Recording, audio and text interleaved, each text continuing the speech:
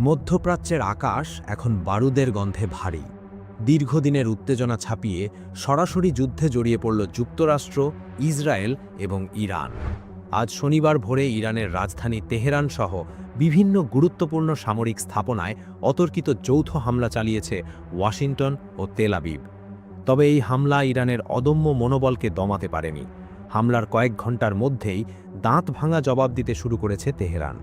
মধ্যপ্রাচ্যের অন্তত ৬টি দেশে অবস্থিত মার্কিন সামরিক ঘাঁটি এবং ইসরায়েলি স্বার্থ সংশ্লিষ্ট লক্ষ্যবস্তুতে বৃষ্টির মতো ক্ষেপণাস্ত্র ও ড্রোন বর্ষণ করছে ইরানের বিপ্লবী গার্ড বাহিনী বা আইআরজিসি।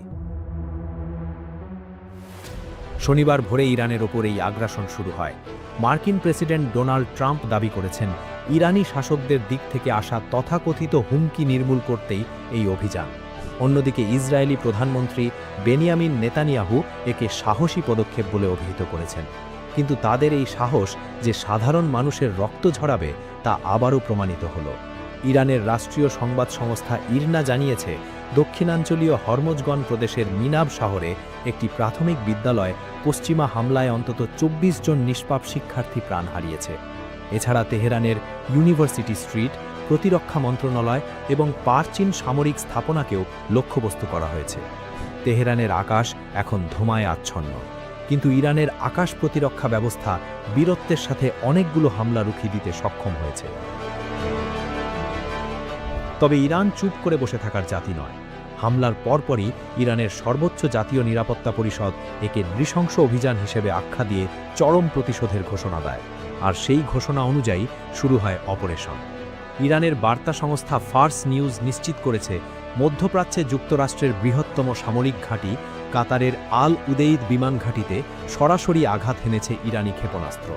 বাদ যায়নি কুয়েতের আল সালেম এবং সংযুক্ত আরব আমিরাতের আল ধাফরা বিমান ঘাঁটিও। এমনকি বাহরাইনে অবস্থিত মার্কিন নৌবাহিনীর ৫ম নৌবহরের সদর দপ্তরেও কম্পন সৃষ্টি করেছে তেহরানের ব্যালিস্টিক মিসাইল। তেহরান পরিষ্কার জানিয়ে দিয়েছে, মধ্যপ্রাচ্যে যুক্তরাষ্ট্র ও ইসরায়েলের সব স্থাপনা এখন তাদের বৈধ লক্ষ্যবস্তু। এই আগ্রাসনের পর আর কোনো লাল রেখা বা রেড লাইন অবশিষ্ট নেই। ইরানের এই পাল্টা হামলায় কেঁপে উঠেছে পুরো মধ্যপ্রাচ্য।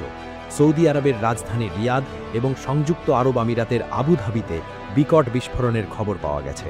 ফরাসি বার্তা সংস্থা এএফপি জানিয়েছে, রিয়াদে একাধিক বিস্ফোরণে জনমনে আতঙ্ক ছড়িয়ে পড়েছে। আবুধাবিতে ইরানের ক্ষেপণাস্ত্র আঘাতে অন্তত একজনের মৃত্যুর খবর নিশ্চিত করেছে আল জাজিরা। জর্ডানেও ক্ষেপণাস্ত্র পতনের খবর পাওয়া যাচ্ছে। আইআরজিসি স্পষ্ট ভাষায় হুঙ্কার দিয়েছে, শত্রু চূড়ান্তভাবে পরাজিত না হওয়া পর্যন্ত এই অভিযান নিরবিচ্ছিন্নভাবে চলবে।